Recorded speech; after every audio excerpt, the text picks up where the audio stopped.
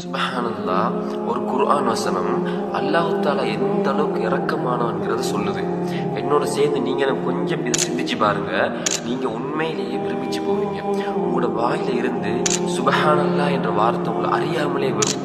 அல்லாஹ் தஆலா சூரா ஹிஜ்ர்ல 49வது 50வது வசனங்கள்ல சொல்றான், நப்பி இபாதி அன்னி அனல் கஃபூருர் ரஹீம். நல்லா அவதானிங்க. நப்பி இபாதி அன்னி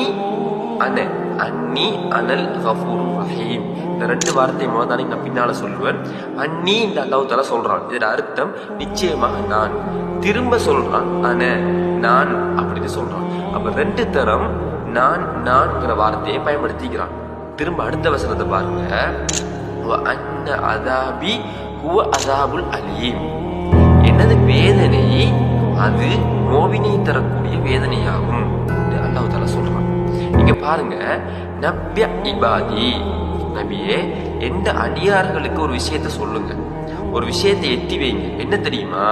அன்னி அனல் கஃபூருர் ரஹீம். நிச்சயமாக நான் மன்னிப்பவனாகவும் இரக்கம் உள்ளவனாகவும் இருக்கிறேன். அன்ன அதாபி, மேலும் எனது வேதனை அதாபுல் அலீம், அது நோவினை தரக்கூடிய வேதனையாக இருக்கிறது. அது நோவினை தரக்கூடிய வேதனையாக இருக்கிறது என்று அல்லாஹ் சொல்றான். இந்த இடத்துல கொஞ்சம் அவதானிங்க. நான் மன்னிப்பவனாகவும் இரக்கம் உள்ளவனாகவும் இருக்கிறேன் என்று சொன்ன அல்லாஹ், நான் தண்டிக்க கூடியவனாக, நோவினை தரக்கூடிய ஒரு தண்டனை தரக்கூடியவனாக இருக்கிறேன் என்று சொல்லல. எனது வேதனை அது நோவினை தரக்கூடியது சொல்றான். இதுலதான் அல்லாஹ் தஆலான அந்த உச்சகட்ட இரக்கம் எங்களுக்கு வெளிப்படுது. மன்னிப்பு குணத்தையும் இரக்க குணத்தையும் தன்னோட இணைச்சு சொல்றான். நான் அதை செய்யறவன், நான் அடியார்களை மன்னிக்க காத்து கொண்டிருக்கிறேன் என்பது போல அல்லாஹ் சொல்றான். இந்த இடத்துல அன்னி அனல் கஃபூர் என்ற அர்த்தம் என்ன தெரியுமா? அதிகமாக மன்னிக்க கூடியவன். சிறுபாவம் பெருபாவம், நீங்க தொடர்ந்து செய்யற பாவம் எல்லாத்தையுமே அவன் மன்னிச்சு கொண்டே இருப்பவன்.